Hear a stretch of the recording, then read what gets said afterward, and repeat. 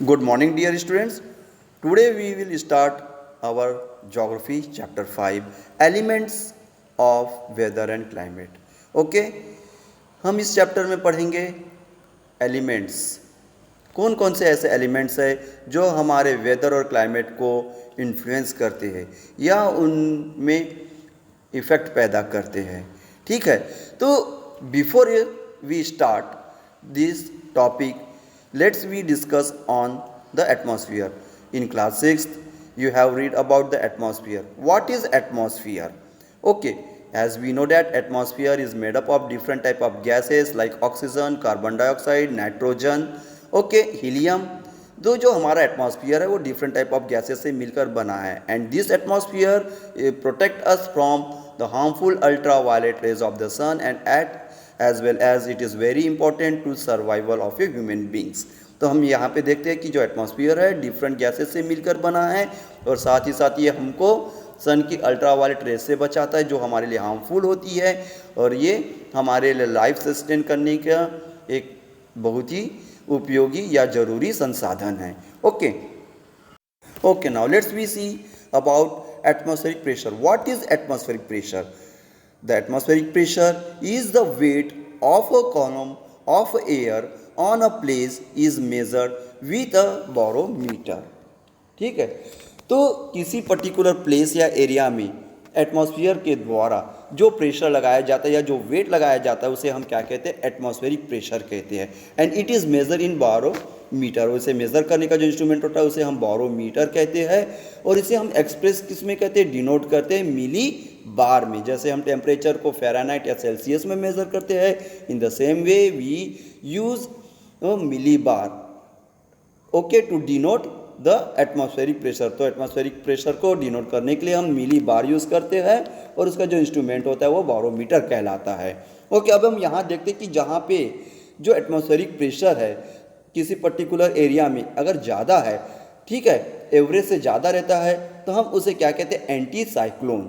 Okay, and the area with the lower pressure are depreciations. और जहाँ पे average से कम रहता है वो एरिया क्या कहलाता है? डिप्रीशिएशंस कहलाता है. Okay, now let's we see about the different in pressures.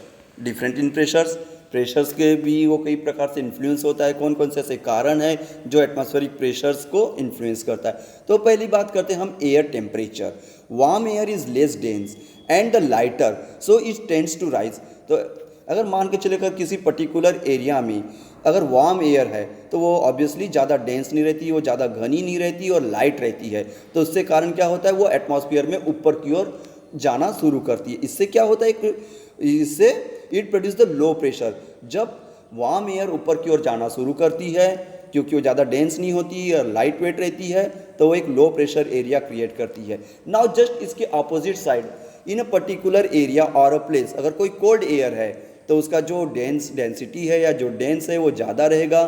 ठीक है, उसको वो हेवियर रहेगी और वो क्या करेगी? हेवियर और डेंस होने के कारण वो नीचे की ओर आना शुरू करेगी. ठीक है, जब वो ऊपर से नीचे की ओर आती है कोई कोल्ड एयर तो क्या प्रोड्यूस करती है? वो produce tends to fall high pressure. तो एक हाई प्रेशर एरिया क्रिएट करती है जब कोल्ड एयर ऊपर से नीचे की ओर आती है और उसे हम क्या कहते हैं? हाई प्रेशर एरिया या फिर anti cyclone. Okay, equator the permanent low pressure, tropical and the poles permanent high pressure. तो देखिए इक्वेटर में क्या होता है? परमानेंट लो प्रेशर रहता है इक्वेटर में. अब हम ट्रॉपिक्स एंड द पोल्स की बात करते हैं तो इक्वेटर पे जो होता है वो जो सन की रेज डायरेक्टली फॉल होती है. इसके जस्ट ऑपोजिट क्या होता है? जो हमारा ट्रॉपिक्स और पोल्स होता है, जैसे हमारे पास दो पोल्स हैं जो है नॉर्थ पोल और साउथ पोल, तो ये जो है एक परमानेंट हाई प्रेशर करता है. Temperature zones high and low pressure alternates. तो हम यहाँ पे क्या देखते हैं कि अल्ट्रानेट्स. तो यहाँ पे जो सन की रेज है वो इंक्लाइन फॉल होती है, डायरेक्टली फॉल नहीं होती. तो इसी कारण क्या होता है? वहाँ पे टेम्परेचर जो है हमेशा या तो जो पोल्स होते हैं वहाँ पे -डिग्री रहेगा या लो टेम्परेचर रहेगा. Okay, now let's we see about the winds. Wind is the horizontal movement of air. It is measured with the anemometer and its direction is measured with the weather vane. तो देखिए जो wind जो है जो horizontal moment, अगर कोई air horizontal वे में move करती है तो उसे हम क्या कहते हैं? विंड कहते हैं. और उसे जो मेज़र करने का इंस्ट्रूमेंट है वो एनोमीटर कहलाता है. Okay, and it is direction, और उसके डायरेक्शन को ऑब्वियसली जो हम विंड के डायरेक्शन को भी फाइंड आउट करना पड़ता है कि वो ईस्ट डायरेक्शन में है कि वेस्ट डायरेक्शन के लिए है।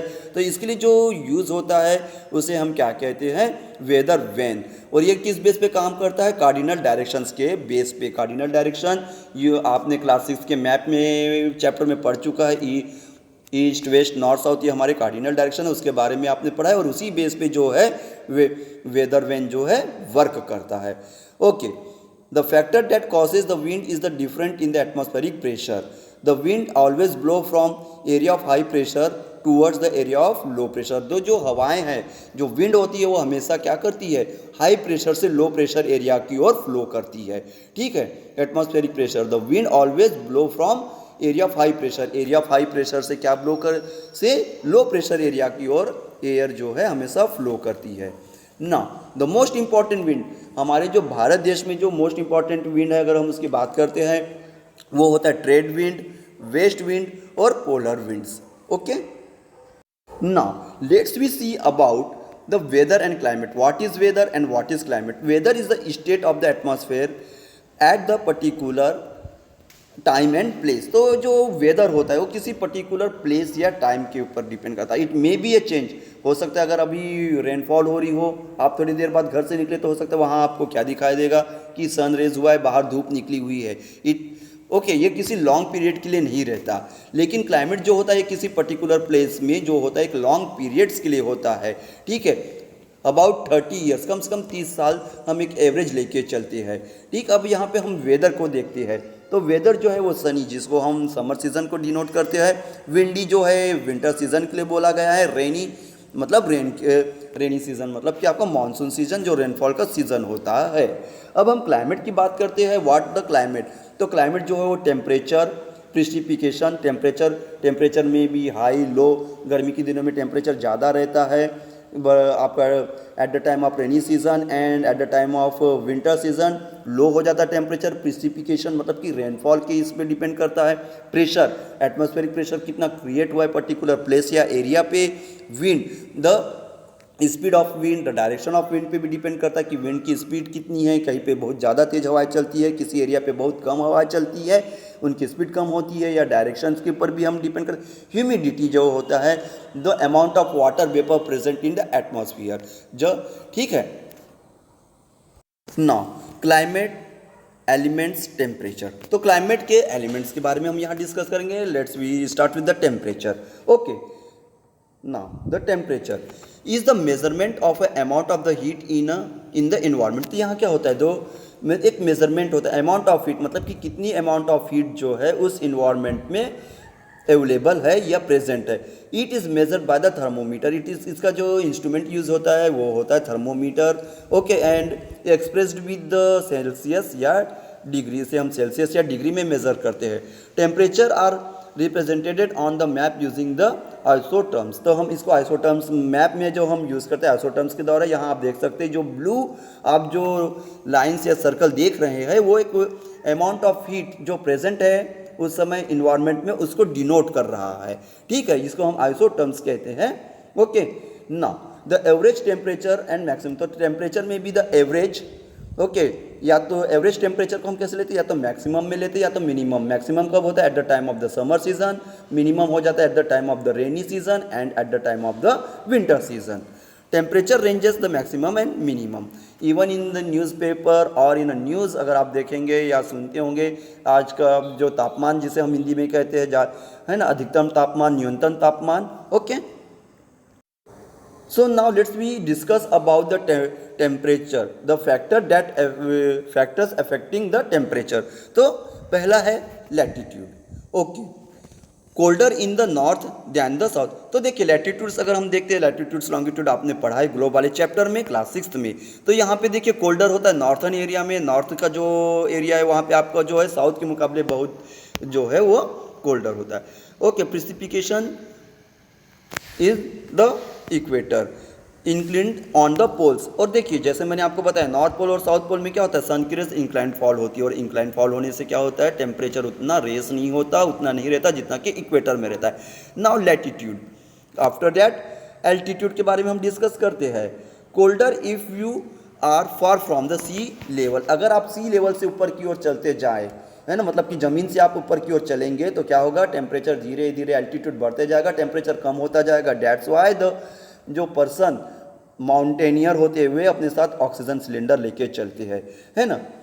सो sea influence, the sea softening the temperature, the sea एक प्रकार से जो टेम्परेचर होता है सी कोस्ट लाइन या हमारा जो सी के आसपास का, वो लगभग इक्विलिब्रियम रहने की होता है, ठीक है। There is no difference between the seasons, there is no difference between the day and night. Oceans current, there are the cold and hot currents. तो ओशियंस करंट्स मतलब कि जो समुद्र की लहरें हैं उसमें जो बहाव होता है वो भी दो प्रकार की होते हैं, एक तो कोल्ड एंड हॉट करंट। ये भी जो है हमारे टेम्परेचर का एक एलिमेंट है।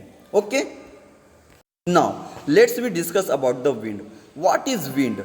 The wind is air that move from the area of high pressure to the area of the low pressure. तो विंड क्या होता है? तो विंड जो है, जैसे इसके पहले हमने डिस्कस किया था, wind always move from high pressure to low pressure. हवाएं हमेशा हाई प्रेशर एरिया से लो प्रेशर एरिया की ओर ट्रैवल करती है due to the difference in the atmospheric pressure. तो क्यों होता है ये? एटमॉस्फेरिक प्रेशर के कारण। कहीं पे एटमॉस्फेरिक प्रेशर ज़्यादा होता है, कहीं पे कम होता है, इसी कारण। How do we measure the it? अब हम बात करते हैं इसको किससे मेज़र करते हैं। It is measure with the nanometre, ठीक है। इसको हम मेज़र करने के लिए एनोमीटर जो यूज़ करते हैं, आपको इसके पहले बताया है। और इसके डायरेक्शन को हम फाइंड करते हैं किससे?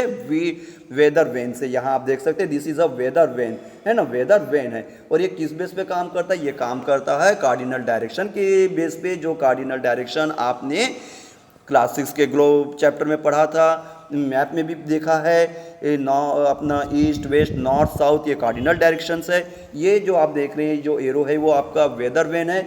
यहाँ आप जो एनोमीटर को देख सकते हैं जो यूज़ होता है कि इसको मेज़र करने के लिए, ठीक है। Okay students, and rest of the topic we will cover in next class.